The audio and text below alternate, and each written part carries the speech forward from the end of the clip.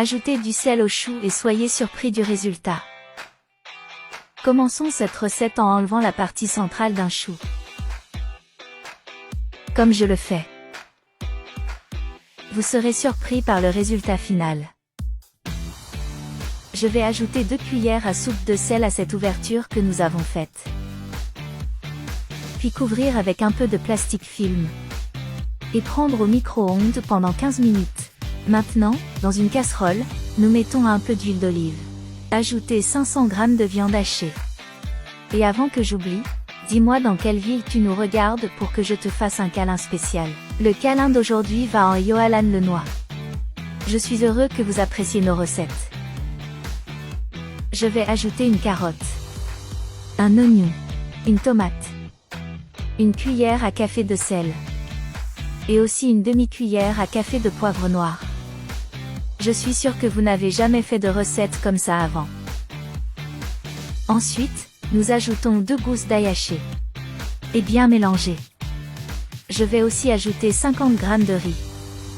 Nous couvrirons la casserole et laisserons cuire pendant 15 minutes. Je ne doute pas que tu reviendras me remercier de t'avoir appris à faire ça.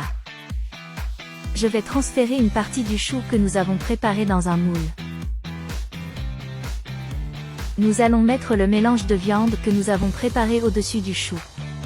Cette recette est déjà entrée dans ma routine, elle entrera certainement dans la vôtre car elle devient vraiment délicieuse une fois prête. Je rajoute une couche de chou dessus. Même vos amis vous demanderont de leur apprendre à être si doués que vous serez prête. J'ai moi-même été surprise la première fois que j'ai essayé. Je vais ajouter une autre couche de viande.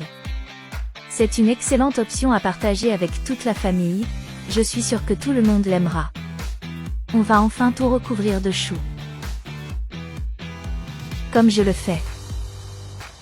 Il est impossible de ne manger qu'un seul morceau.